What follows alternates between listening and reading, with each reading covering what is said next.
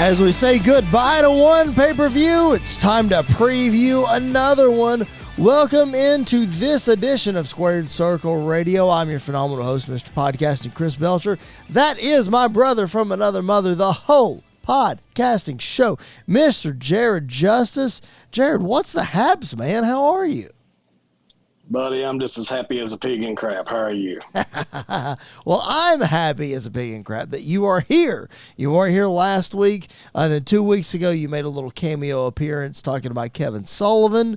But you're back. On the show, we're going to preview Bash in Berlin coming up this weekend. AEW All In happened last weekend. You actually watched it, so we're going to talk a little bit about that. Before we get to any of that, I want to remind you guys, if this is your first time checking out our show, thank you so much for doing that. We appreciate you making us your stop for wrestling content this week. If you're watching on YouTube, like the video, subscribe to the channel if you haven't already. Our numbers are going up, but we got to keep them going up. So the only way that we do that is by you people who are watching. So go up, yes.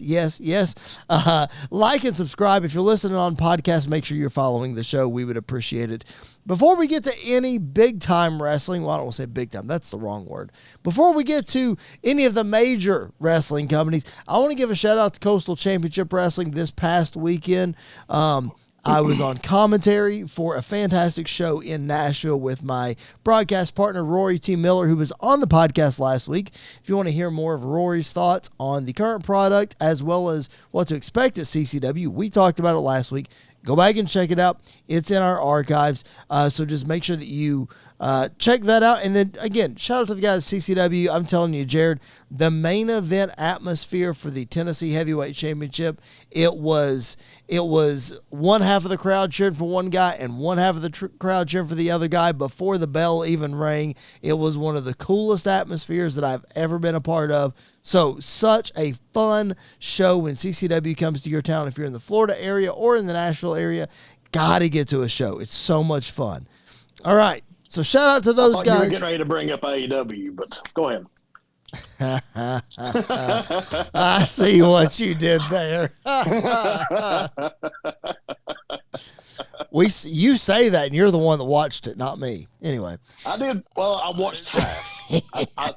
I did find a way to get the pay-per-view for half price, so, I watched half. I'm going to go back and watch the rest of it, but I have not had a chance to go back and watch it yet, but I will go back and watch a few matches, of course, rave reviews. But again, we're going to get to that in a little bit. Let's kick it old school to start with, and there's a way we did not want to start this show is obviously talking about an untimely death of a professional wrestler that has had an impact on so many people. And of course, I'm talking about Psycho Sid. Sid Vicious passing away earlier today as we record this on a Monday. He battled cancer, Jared, but he was one of, I don't want to say one of the most influential big men out there, but he was an underrated big guy because a lot of people just didn't get along with him for one reason or another. I don't know why Arn Anderson couldn't get along with him, Jared, but I mean, people just didn't get along with Sid. But man, you look on social media today, the outpouring of just great things that people have said about Sid. Just give me some quick memories and thoughts when you hear the name Psycho Sid.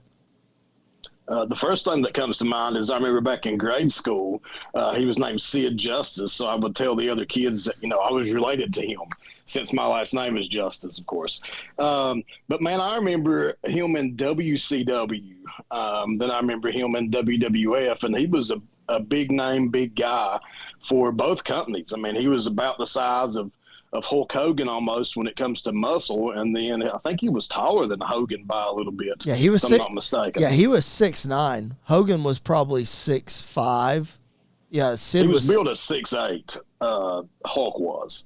Oh, jeez, I didn't know. It's so funny, man. You mentioned WCW. The thing that I think of with Sid in WCW is the Brian Pillman spot in War Games, when he was banging his head up against the top and powerbombing him repeatedly. That's on the shoulder. On the shoulder, yeah, on that injured shoulder. We won't talk about Sid breaking his leg in WCW, but that's obviously one. I want to tell a story real quick that you give me so much crap about, and this is the origin of you giving me crap about it. So anybody that has listened to this podcast for an extended amount of time, and when I say extended, I mean the last several years. Jared and I have been plugging away at this for the last several years. Jared likes to give me crap for buying programs when we go to wrestling events. All right?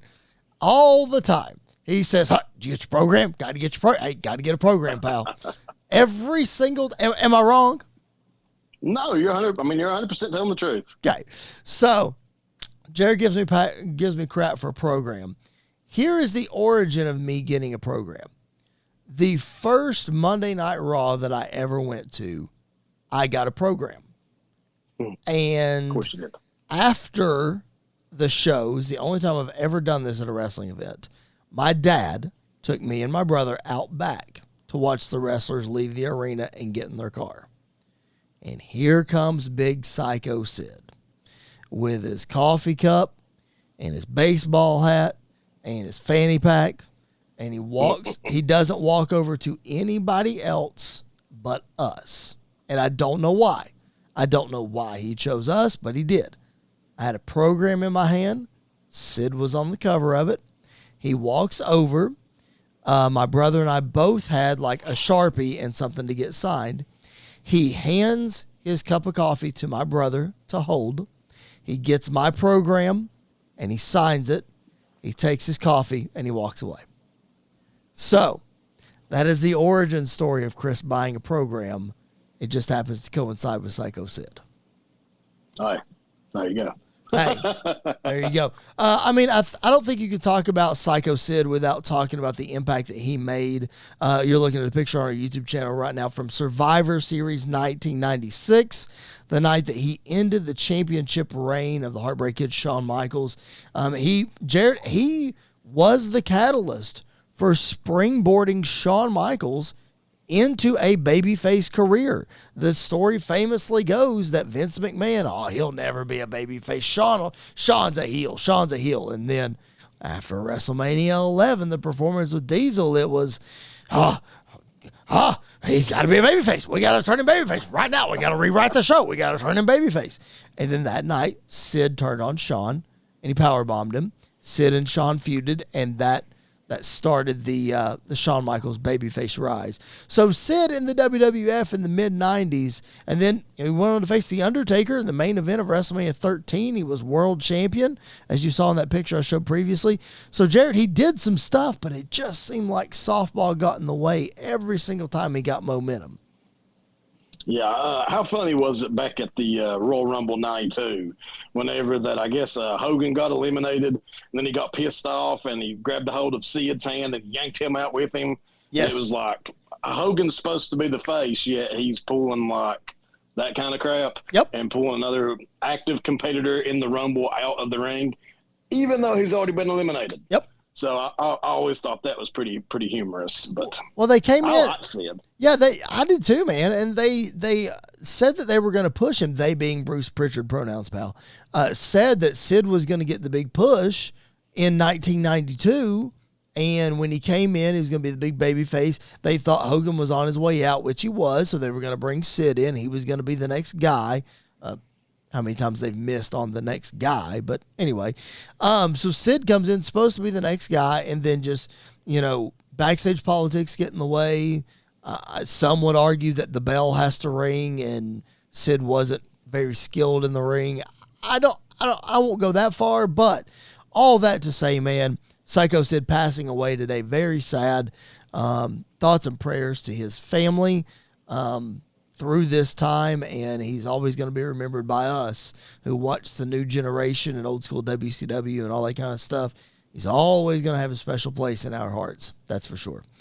All right, let's get our spirits up a little bit, Jared. Let's talk about a couple more old school things, because as we look back on this week in wrestling history, it was 24 years ago on August 27th, SummerSlam 1990 aired. Now, typically, Jared, I would not bring up a pay-per-view from 1990, 91. I mean, Hogan was sort of losing his steam. Warrior was champion, all of the things. But, Jared, the reason that I had to make sure we talk about SummerSlam 1990 on this show is because it takes me back to renting videotapes from the video store and how many times that I rented this very pay-per-view because I was obsessed with the Ultimate Warrior. He was the WWF champion during this pay-per-view. Lots of fun stuff on that card, man. What do you remember? I know I didn't throw this at you before we started, but what do you remember about SummerSlam 90? What was that whenever that it was Warrior against Rude in the cage? Warrior, Rude in the cage. You had Hogan against Earthquake. You had Dusty versus Macho. Mr. Perfect versus Texas Tornado. You had the fantastic 2 out of 3 falls Hart Foundation versus Demolition for the tag team titles, all on that same card. I remember being scared to death, man, because during the pay-per-view, if I'm not mistaken, they were playing up where the Earthquake had injured all these people and how he had put Hogan out. And I remember asking Dad, do you think Hogan's going to be able to beat him, or is, he going to, kill the Hulkster, I guess, if he sits on him again? And thank God that, he didn't kill the Hulkster, or then Hulk couldn't have been at Trump's rally. But that's neither here nor there. Fair point. Fair point. Brother. Yeah, man, it just, SummerSlam 90, it just holds a special place in my heart, man. Like, I rented that tape so many times. I wore it out. Again, huge Ultimate Warrior fan, but the undercard of that pay-per-view, I forgot how good the undercard of that pay-per-view is.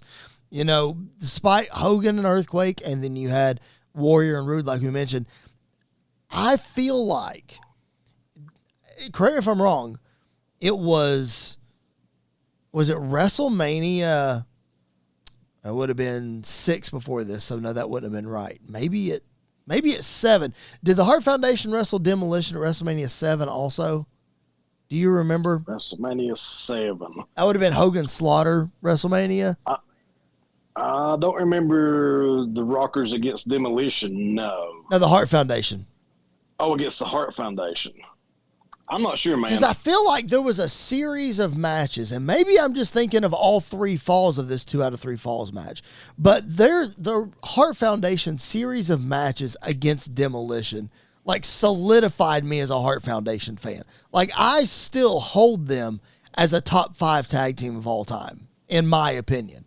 They may not be in everybody else's, but I look back more fondly. I hate that I'm about to say this. A lot of people are going to get mad at it. I look back more fondly on Bret's time with Anvil than I do Bret's singles career. And I'm not saying Bret's singles career was bad by any stretch. I'm not knocking him because I'm a Shawn Michaels fan. I really love the Hart Foundation, man, and I feel like this solidified that because this was fantastic tag team wrestling. Yeah, what was it at WrestleMania 2? Whenever the Hart Foundation had on the blue and black. Yeah, that's the only time I remember them wearing blue and black. Yeah, the Battle Royal. They were still trying to figure out. They weren't. I don't remember what year they became a tag team, but it wasn't too far removed from WrestleMania 2. So that was still in the early infant stages of the Hart Foundation. Yeah, but I mean, overall, I always think of Bret being a singles guy, but I do look back, like you said, fondly on him and Neidhart. And all their matches, and that's whenever you really got the origin of the pink and black attack. Whether they said it at the time or not, I can't remember. But, I look back on it fondly. I think that was definitely an up in Bret's career. He went as high as he could go in the tag teams with Neidhart, and then he kind of branched off into the singles wrestler. Speaking of branching off into the singles wrestler, we mentioned the Rockers and Shawn Michaels, and he famously turned in 1992, went on his singles run, and we mentioned Sid in 95. Well, Sid had a big part in this next old school. It was, what was the date? 19 years ago. There it is. I have to look in my notes. I forgot. 19 years ago, 5 years later, SummerSlam 1995. Diesel was the world champion. Triple H made his pay-per-view debut here, but man, you see it on your screen. Everybody remembers SummerSlam 95 for one reason, and it is part 2 of the ladder match, Shawn Michaels versus Razor Ramon for the Intercontinental Championship. Jared, it is often said that This SummerSlam match would have been held in higher regard if WrestleMania 10 just hadn't happened. This one often gets overlooked, man. Well, a lot of why I think it gets overlooked is because, if I'm not mistaken, they were not allowed to actually use the ladder as far as hitting each other with it in this match. If you're in a ladder match, you can't hit each other with the ladder. That kind of takes away a lot of what you can do. Yep, that's true. And I feel like, if I remember correctly, that was a day of call.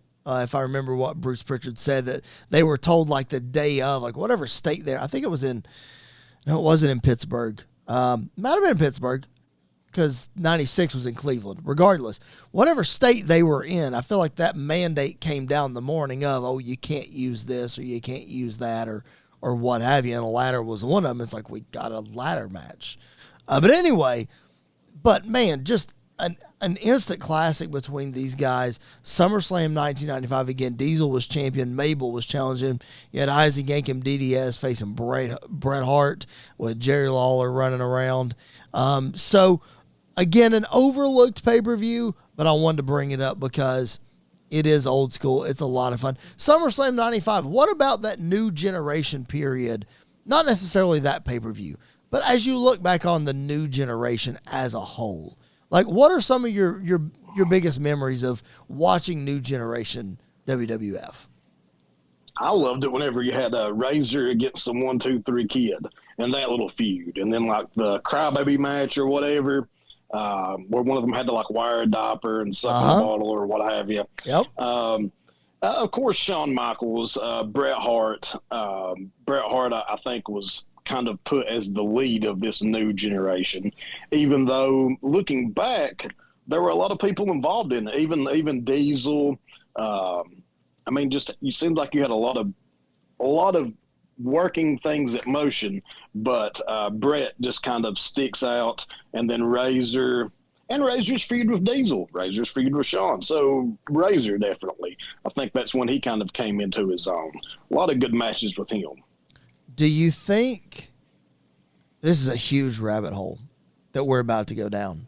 I did not plan to ask you this question, but you're talking awful highly about Scott Hall, Razor Ramon. Rightfully so. Is he the greatest wrestler to have never held the world championship? I can't think of anybody who outranks him that never held the world title. That's for sure. The ones that always come up in this conversation is Jake the Snake Roberts, is Roddy Piper, is Owen Hart, and I feel like there's another one. But I feel like Scott Hall, I think he tops the list, man. I really do.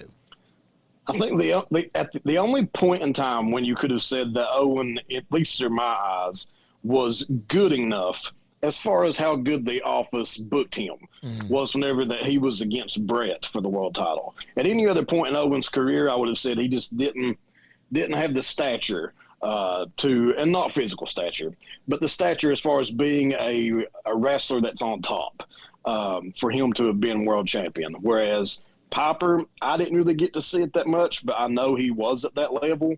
And who was the other one that you said? Jake.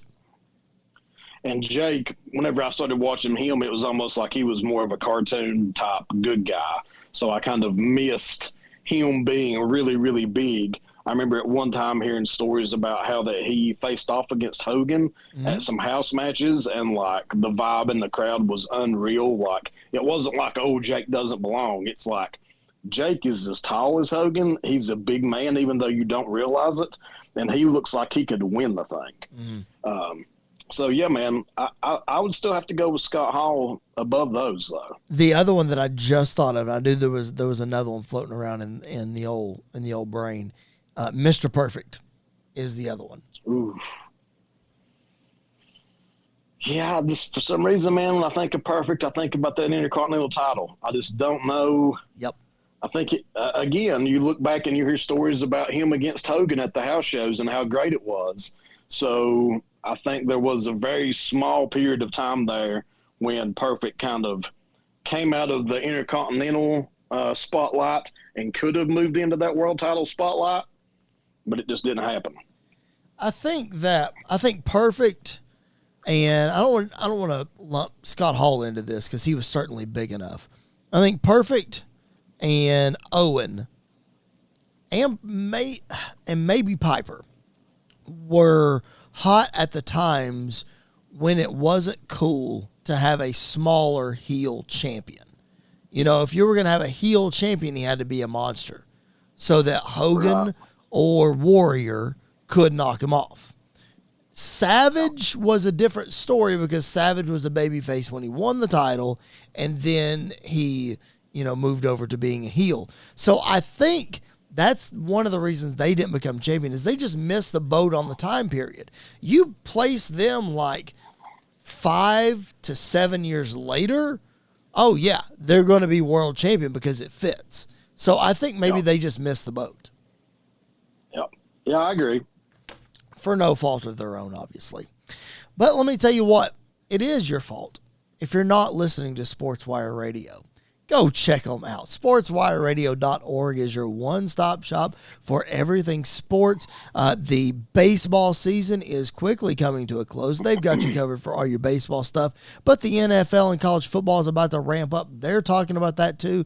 And of course, they're talking about professional wrestling. They play Squared Circle Radio episodes. They play all kinds of sit-down marks and all the other fantastic shows.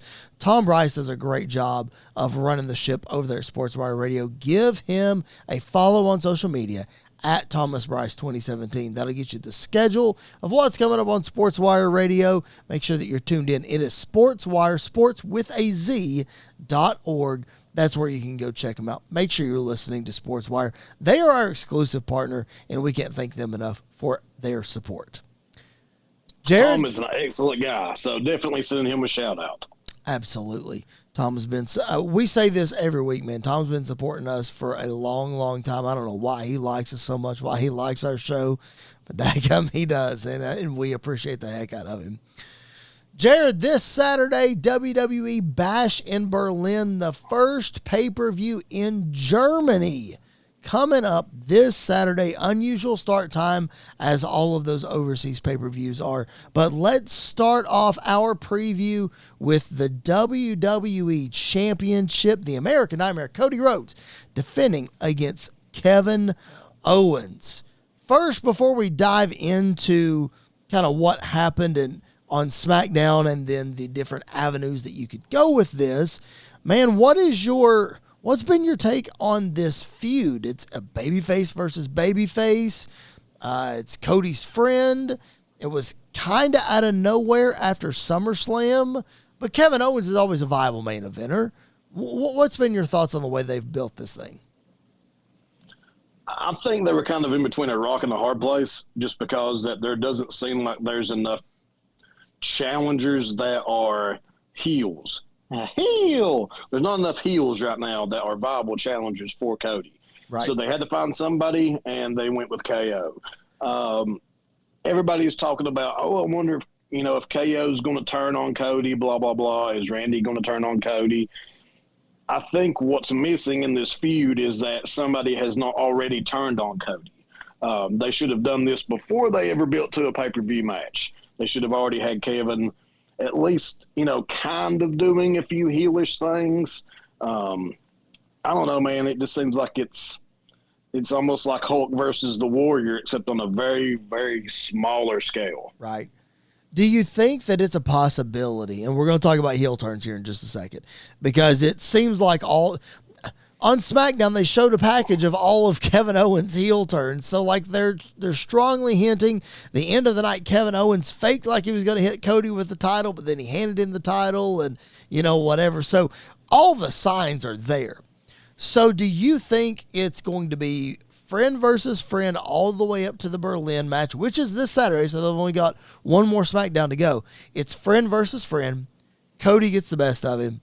KO loses his temper, turns on him, and then we get a rematch at Bad Blood, which is the next pay-per-view.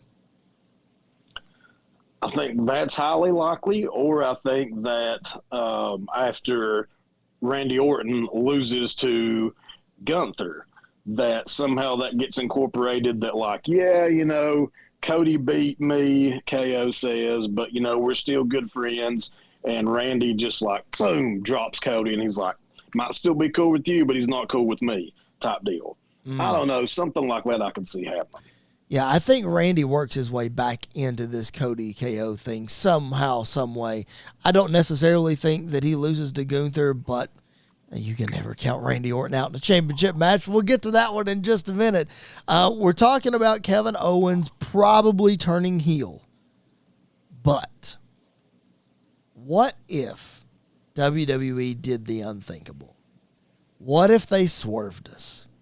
What if Cody turns on Kevin Owens as the champion? KO doesn't win the belt.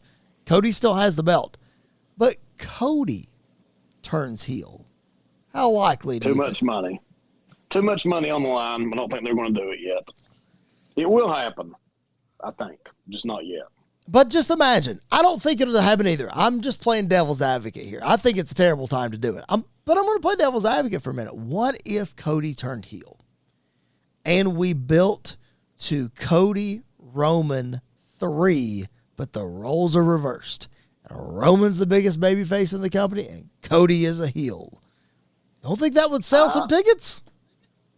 I think that's definitely a possibility for the future. Maybe not this WrestleMania, but the next. If you can keep up the steam that Roman and Cody both have right now. And since there's not really anybody else, I would say they're probably both going to keep up their steam and their status as two of your biggest baby faces in the company. Yeah, I definitely think so too. I just, like you said, it could happen down the road. There's too much money on the line right now, but they always say, man, the best time to turn a babyface is when he's the hottest, and there ain't nobody hotter than Cody Rhodes. But let's just paint the picture this way. I got to give Sam Roberts credit for this because he came up with this scenario. By the way, Sam Roberts went on this huge diatribe on his podcast today. Every one of his shows are a diatribe because he's by himself, but that's beside the point. He went on this huge explanation today of how Cody Rhodes turning heel would make sense. Not right now, but in the long term. So you got to give him credit for this, but his reasoning was that the WWE Championship is putting Cody in a position where he can't have friends and he can't trust people. And that target that's on his back, it's not just a kayfabe target. Being the champ is hard. Everybody talks about that. So, like, this scenario of not being able to trust people and people turning on him and being lonely could change Cody at the core of who he is and therefore turn him heel, not necessarily being a whiny, chicken heel, but just hey, you didn't like me.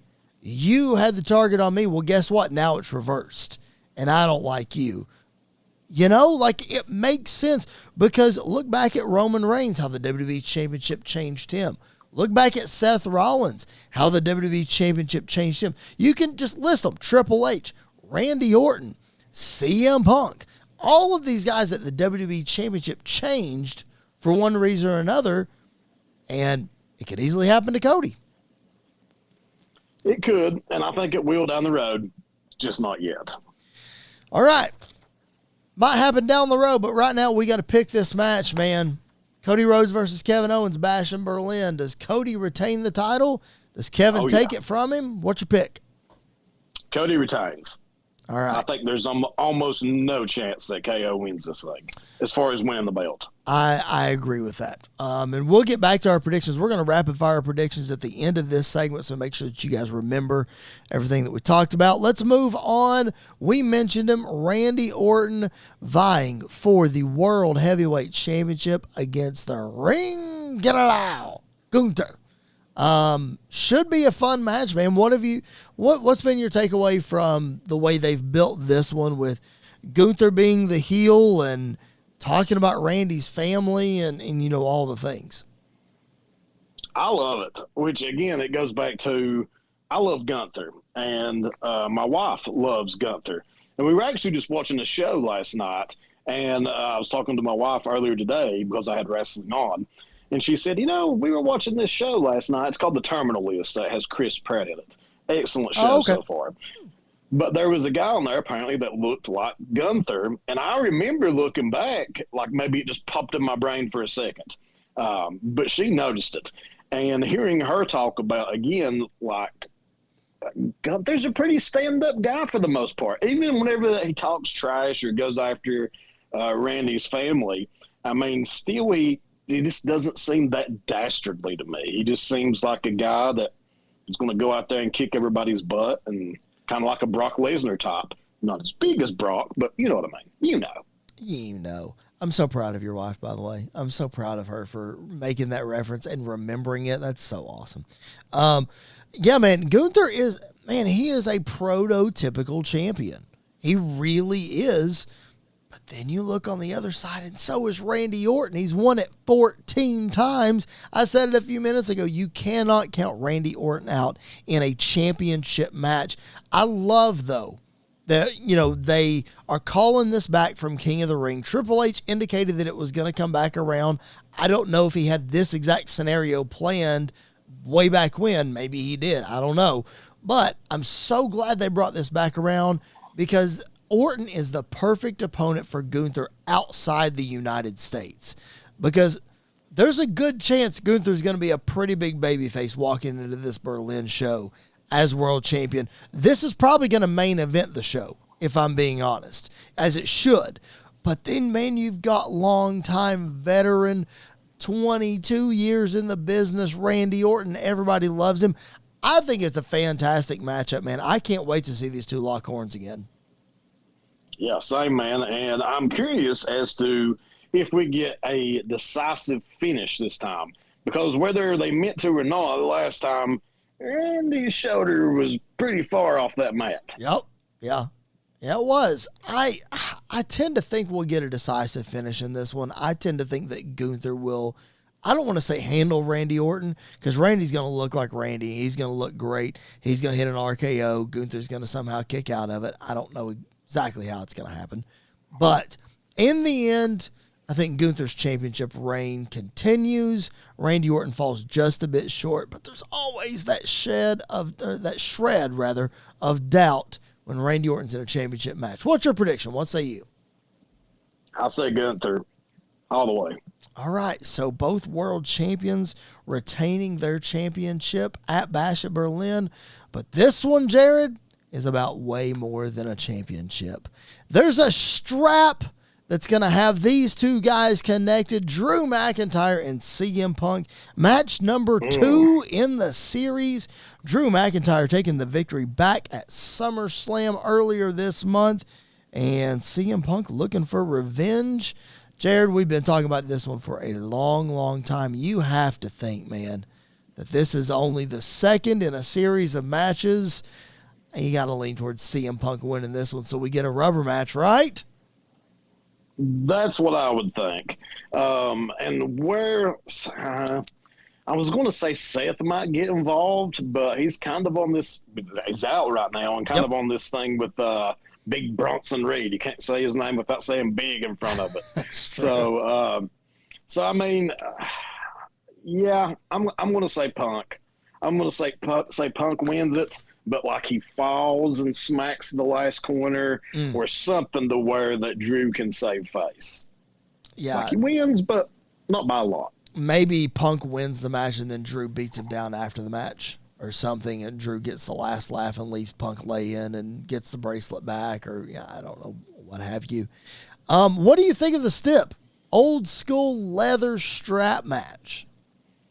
I mean, it's not as good as bracelet on a pole, but I mean, it's pretty good. Do you think that's the third match of the series? Are we putting the bracelet on a pole? You got to put something on a pole. So, I mean, you might as well just go ahead and put the bracelet up there. Man, when you think... mean, you could have AJ on a pole, but I don't know if I'm going to even want to go there. How about we put the bracelet up on the thing that holds the championship belt and you just have a ladder match instead of having it on a pole? I really think there should be a pole. Oh, it is old school, man. So, I mean, it has to be a pole. It's been a while. It has. It's been a while. When was the last time we had a good something on a pole match? Oh, gosh. You know, it had to be back during Russo's era. Of course. I mean, probably in WCW there right before it croaked and died. I feel like they had a pole match every single week in WCW. Did they put Buff Bagwell's mom on a pole? Yes, they did. I thought so. Yes, yes, they did. So see, you can have a human being on a pole. I mean, that is possible. I just wouldn't recommend it. Punk and Drew, man, one of the hottest feuds since the Royal Rumble, really, and it just continues to heat up. I think it was last week that WWE released some alternate angles of CM Punk's return at Survivor Series, showing Drew, showing Rollins, and all kinds of different things. But Punk and Drew, man, doesn't need a championship. Man, I am so glad. This is a scenario where I'm so glad that Vince is not in charge, because I feel like Vince would have put a title in this feud just because, it's the hottest feud. It has to have a title. We can make more money if we put the title in this feud. I'm really glad this hasn't gotten a championship. Me too, man. And I think both of these guys will have plenty more world title shots and opportunities in the future. But right now, man, I mean, just making this thing like a blood feud, I love it. I mean, and I love angles. Let me just say this: I was watching the AEW pay-per-view, and I can't even remember all these people. I don't even know all these people. Don't care for the most part. But they had a match, and I swear to as sure as there's life in my body right now, I can't remember who it was because it probably wasn't that important. But I love it whenever that you have like 3 people involved in an angle instead of just 2. Like you have another third party that's involved that kind of rears their ugly head, kind of like how they had Seth. Maybe they're trying to get away from it now. But, man, I'm such a fan of you have 2 guys in a blood feud, and then there's one other person that just kind of keeps lingering around and costing one of the 2 or both of them back and forth the match. I love it. Yeah. Can't explain it. No, it's always interesting because you got to have eyes in the back of your head with that other person because you just never know when they're going to hit. Don't expect Seth Rollins at this pay-per-view. Like you said, he is out right now. He's focused on Bronson. He'll be focused on Bronson Reed when he comes back. Big Bronson Reed. He's out trying to get his knee cleaned up and just taking care of some long-term injuries and that kind of thing. Came back too soon, as we all sort of figured that he did, but, we're not doctors. You're close. We're not doctors, though. So there is that. All right, man. Let's talk about another match on the card. Appreciate you guys joining us. Like and subscribe on the YouTube channel if you haven't already. Follow the show on podcast if you haven't done that as well. Mixed tag team action coming up. Bash in Berlin. It's the Terror Twins. Rhea Ripley and Damian Priest taking on, as Michael Cole likes to call them, the Bonnie and Clyde of the Judgment Day, Liv Morgan and Dirty Dominic Mysterio. Now, Jared, before we break down this match, I want to take a second to thank our YouTube viewers right now, because 2 weeks ago, we released a video talking about Liv Morgan and Dominic Mysterio. Now, it was just a clip from one of our longer shows, but it was a video that has become the most watched video on our YouTube channel. It has surpassed, give me a second, and I can tell you exactly how many views it has to date.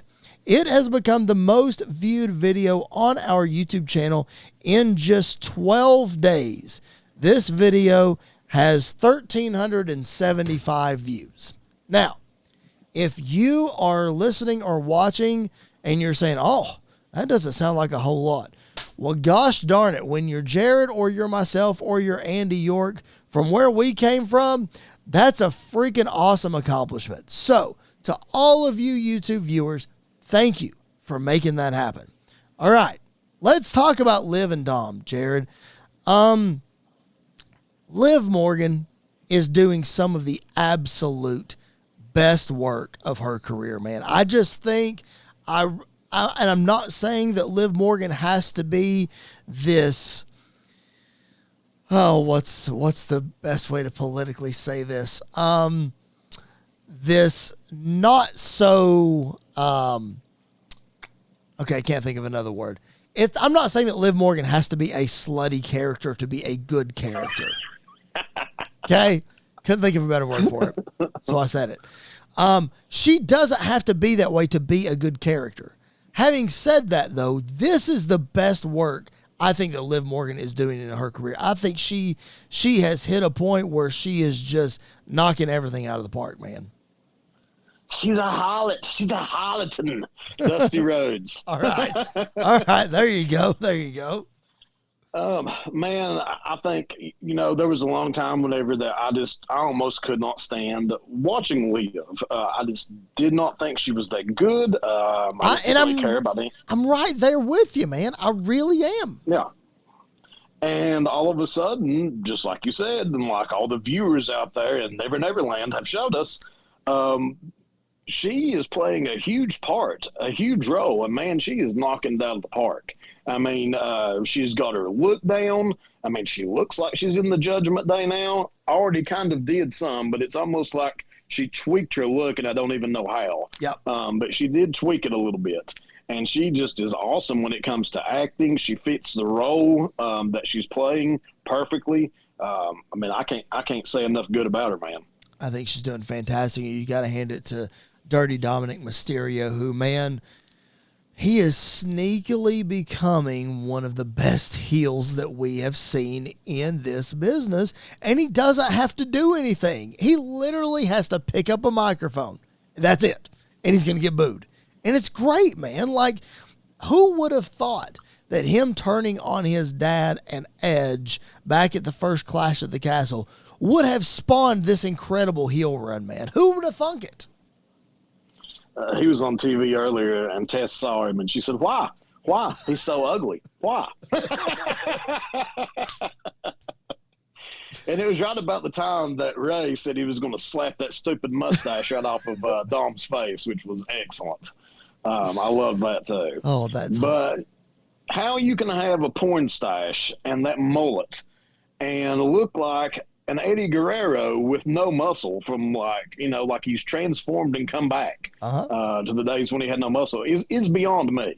But it's just everything that you need to hate somebody, Dominic has. I mean, hands down. He gets the girls. He looks ridiculous. The stash. And he sucks so bad on the mic, probably on purpose. Yes. But so bad that they boom to the point that the man cannot speak. Yeah. I mean, I have to listen really hard to be able to tell what he's saying because of all the boos. And then he gets mad and he starts talking in Spanish, and then we can't understand him, and it's hilarious. Yeah. It's even worse. So funny. All right, so Liv is doing the best work of her career. Dom is just absolutely killing it. Let's talk about somebody else who is doing the best work of their career, and that is Rhea Ripley and Damian Priest. Listen, man, Damian Priest, I think we all were concerned for good reason when he won the Money in the Bank briefcase. And we were all even more concerned when he won the championship at WrestleMania. We're like, oh, here we go. We're going to have to suffer through this. And then it's like, okay, well, they're just building him to lose against Gunther at SummerSlam. What the heck's going to happen to Priest then? He's just going to fall back into the abyss, and he doesn't have a character, so he's going to be the same character that he was. Jared, I'll be daggummed if Damian Priest isn't one of the most popular wrestlers on Monday Night Raw right now. How did that happen? I still think that, as we were talking about earlier, he's still kind of in Psycho Sid territory. Like, there's something that he lacks to really just, push him way up there into the stratosphere. But he's a heck of a lot better off now than he was before, that's for sure. And people actually care. I remember seeing him at the Undertaker One Dead Man show. You pointed him out. Yep. You said, hey, up there's Damien. And like at the time I looked up there and I was like, meh. If I saw him now, I'd be like, oh man, we have to watch so that way I can get this man's autograph when and if he comes down. Before, I don't even think I gave him a second look. Right. Oh yeah, he was there. That was the night before SummerSlam in Nashville, Tennessee. So it was 2022 that we saw him. He was hanging out up in the balcony listening to The Undertaker. But yeah, man, Priest is just, it's wild, man. it just seems like the switch flipped overnight. And like, I don't know what actually happened. I don't know if there were plants in the crowd that were supposed to cheer for him, then everybody else just followed suit.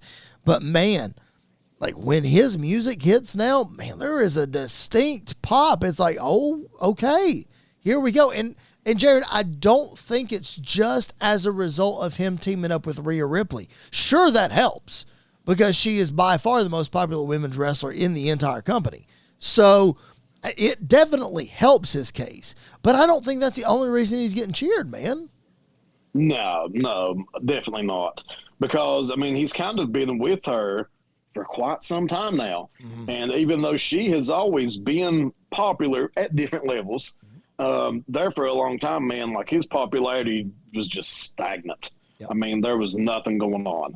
And now all of a sudden you can see a huge difference. So, no, I definitely don't think it's just because of Rhea. Does she have something to do with it? I think she had something to do with it. Now I think he's kind of his own man and standing on his own 2 feet. Yep. Just my opinion. I completely agree. All right, need your opinion on who's going to win this match. Damian Priest and Rhea Ripley versus Liv Morgan and Dominic Mysterio. You got to make a pick. Who's it going to be?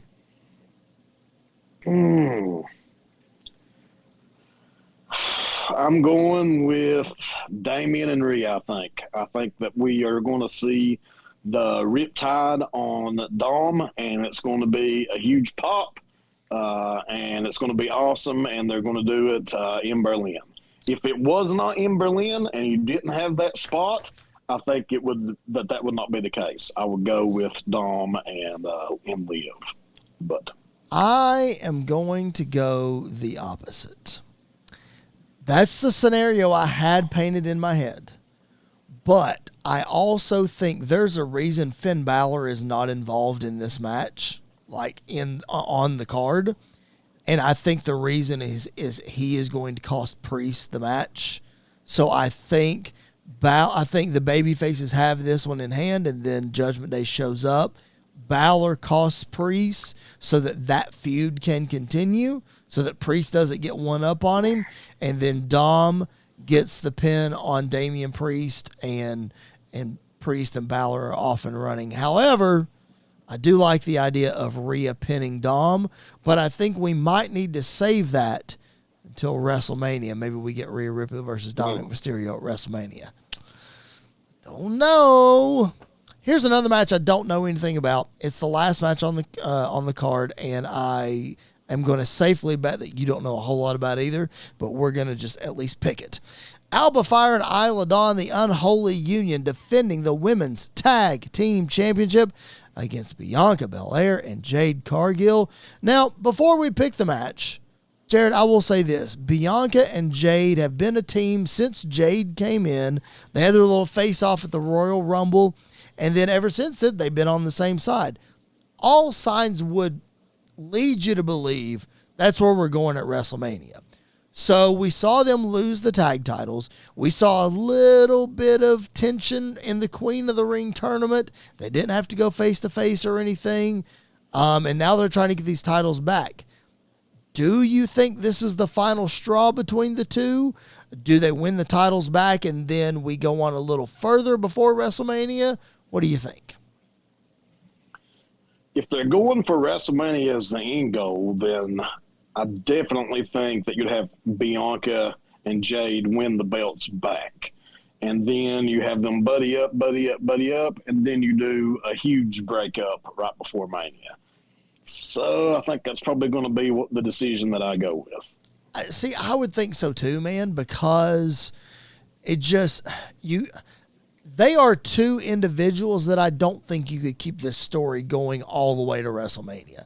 I think Jade is still too green to allow that to happen unless you do an injury angle where one is out for an extended amount of time. Then that buys you some time.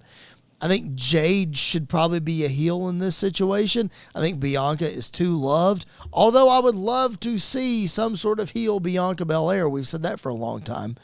But I'm with you. I think they need to win the belts. What have you thought so far? We were two of the biggest haters of Jade Cargill in AEW. I think for good reason. What have you thought about her WWE run so far? It's been, what, 8 months now, 9 months, something like that? What have you thought so far? They have kept her strong as possible. Like she has the strongest hot tag. And I don't remember what podcast I heard that on. That is not I didn't just come up with that. But she does have the best hot tag. She comes in, she cleans house, she gets back out. Yep. And that's exactly what they have to do with her. If you're not just going to do nothing but squash one-on-one matches, this is about the only other thing that you do to hide how bad she most likely still sucks. As far as being able to put together a one-on-one match with her, because just going back to AEW, man, she was terrible. And so she was there for quite a while. So I think it will take quite a while for her to improve to the point that WWE wants her at. So I think you stick her with Bianca for a while longer, man. Yeah, I think so too. I do have to shout out before we move on here on SmackDown this past week. We had the 6-woman tag match. It was Bianca, Jade, and Naomi in a 6-woman tag, and they all three had gear that represented gear that Simone Biles wore during the Olympics over in Paris. They each had an individual one. So super cool. Shout out to the world's greatest gymnast and gold medalist. Thank the Lord she plays on our team, Simone Biles. All right. That being said, this is a wrestling podcast, not an Olympics podcast. I don't claim to know anything about it. But what I do claim to know is that, check this stat out, Jared. 80% of the people that watch our videos on YouTube are not subscribed. What are we doing? Guys, it's so easy. Do something meaningful with your life, people. It's so easy, guys. Subscribe. There's a little subscribe button right down below this video. And then I think if I'm pointing, I think it's over on this side. There's a little bell. That's a notifications bell. Hit that bell. That notifies you every time that we upload an episode. And if you feel so inclined, there's a little thumbs up. You can hit that too. That helps out our algorithm. But please hit that subscribe button. 80% of you who are watching our videos are not subscribed. Let's get that number up. Come on, guys. It's very easy. Like Bobby Heenan used to say, what the hell, use the bell?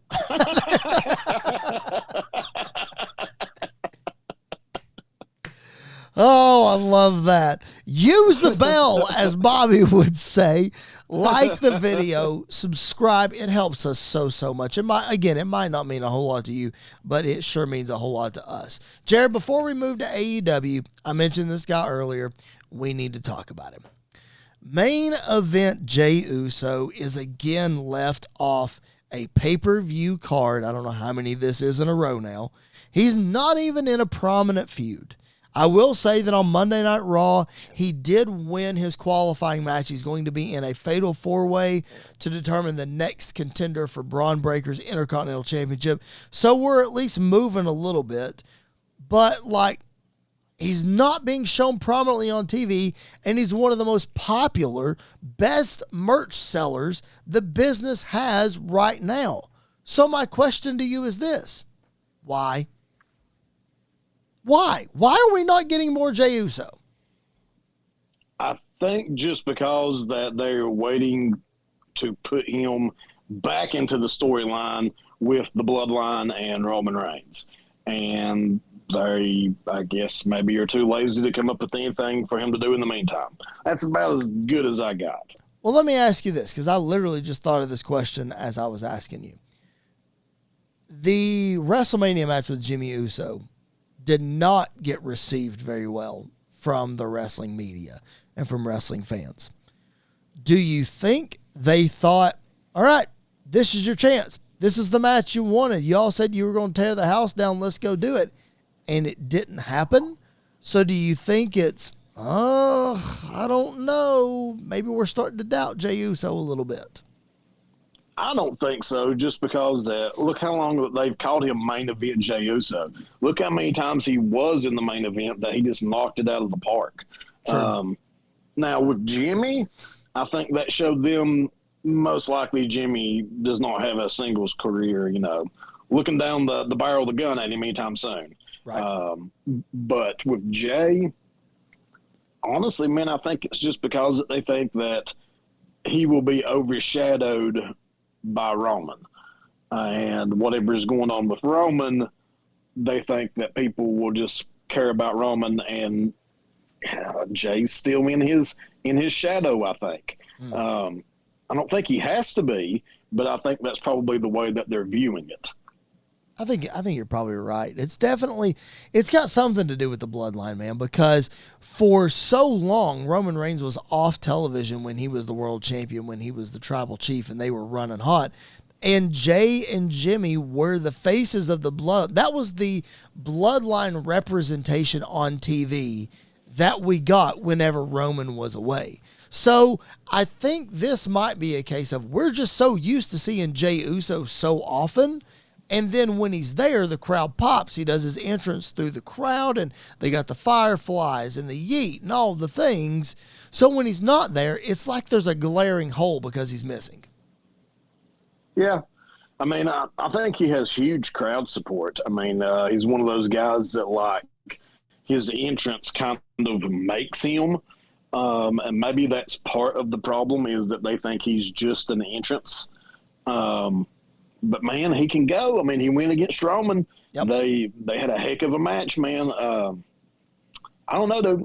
They definitely dropped the ball. I mean, the picture that you had up that you displayed on the screen, man, it just reminds me so much of the same look that Scott Hall had.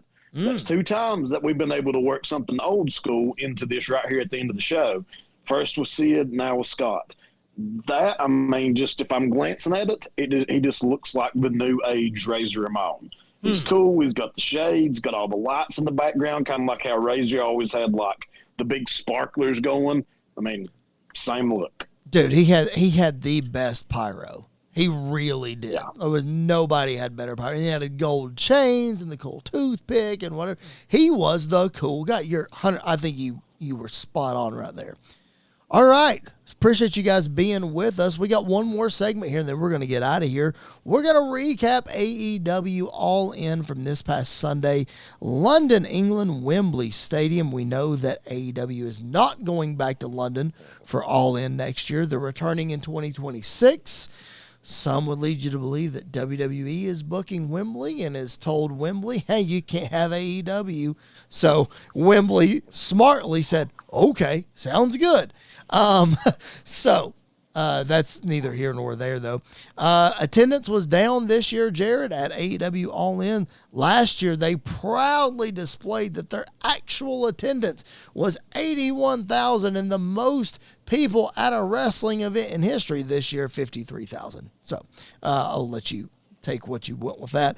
But it's not all bad. There were some high points of the show. Sting showed up, man. For after months of being retired, Sting showed up. Sting! Stinger showed up. Did Tony say it? I don't know. I was like so lost in the moment, I honestly don't remember. I haven't gone back and watched the clip. I just saw that he was there. Probably should. Sting, we're going to get the world title in a minute because that was good. Sting, Jamie Hayter returned. Nigel McGuinness wrestled. Ricochet debuted. Mariah May won the women's championship. MJF, what an entrance. Will Ospreay getting a big win. You said it earlier. You watched about half or a little more than half of the show, and you're not a regular AEW watcher. Neither one of us are. But you watched over half the show. What'd you think, man? Dude, I thought that it had an atmosphere that was like, I mean, it was nowhere near WrestleMania, but you could watch it and see how that could be a company's version of WrestleMania. Sure. Which I think is kind of the goal that they were trying to hit here. It felt like a big deal, dude. I mean, the production looked pretty slick. I mean, the fans were going crazy, and there was a lot of fans. I don't care if there was just 50-some thousand or whatever. I mean, that place looked huge, and the way they shot it made it look like it was filled to the brim.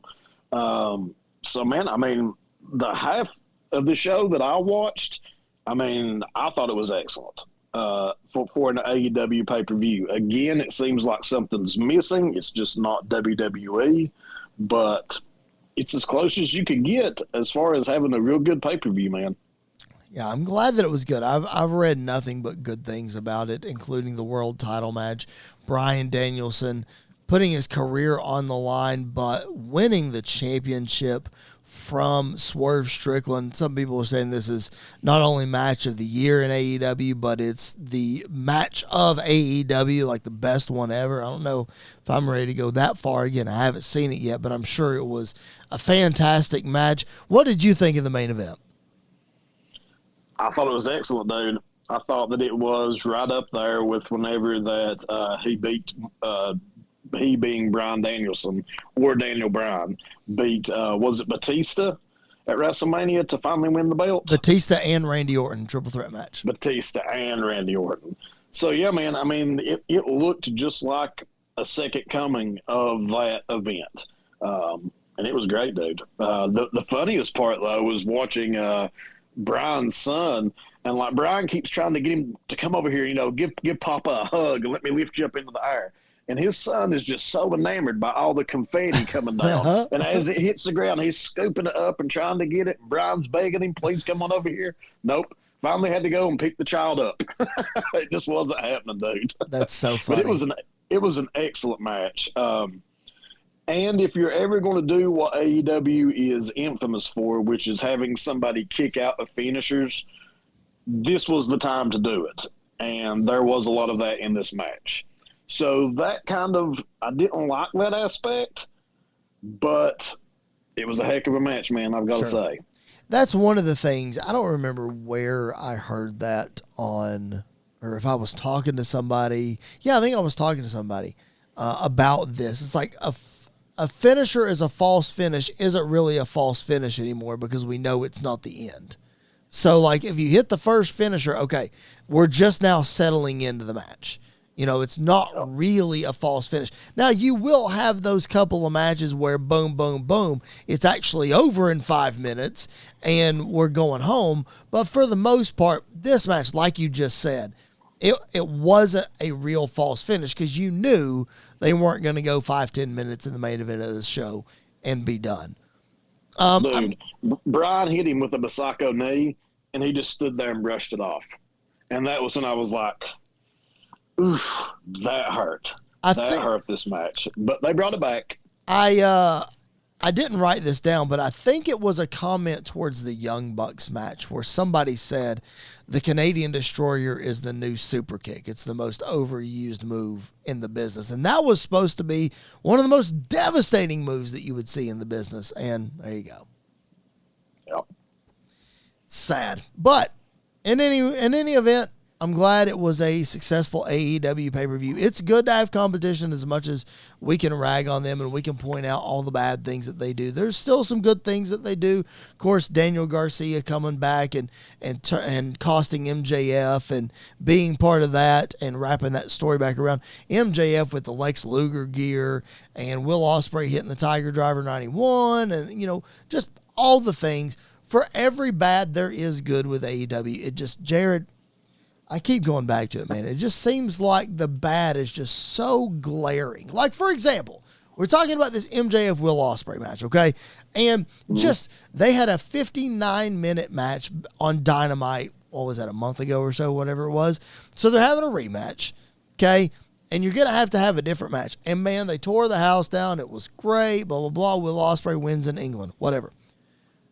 The next match that follows that, you have to think, oh my gosh, the crowd is so dead. We got to go to the bathroom. We got to get some food. We got to recover. We got to do whatever. Jared, the next match on the card was Britt Baker versus Mercedes Moné.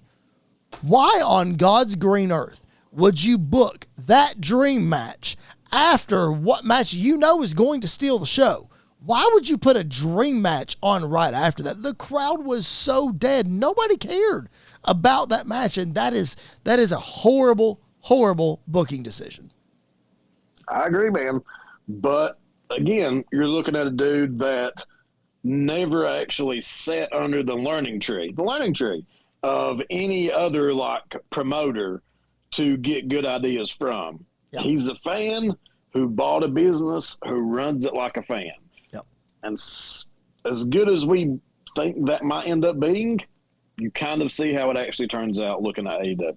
Yeah, it's just bad, man. A lot of this stuff is just bad. But then again, the bell rings and you get some good wrestling. Selling or not selling, you still get some good wrestling. So I get it. All right, man. I think that's going to do it for this week's episode. Again, if you're watching us on the YouTube channel, make sure you like the video, subscribe to the channel. Please do that. Again, 80% of you guys that are watching are not subscribed. Please make sure you subscribe. We'd appreciate that so, so much. The podcast is available everywhere you get your podcast if you're listening just on audio, so you can subscribe, follow there, Spotify, Apple, Google, all of the things.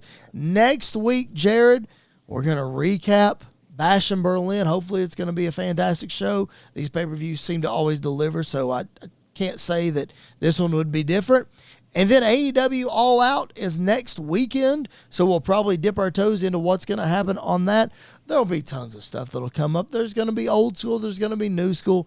There is something for everybody here at Squared Circle Radio, so we hope that you guys are digging what we're doing. Jared, man, I love having you on this show, man. I'm so glad that you were able to join me. Andy York had some personal business to take care of. You and I can certainly hold the fort down, right? We did it for years. We got this, right? We got it. Man, no, seriously. I appreciate you being on. It's so much fun.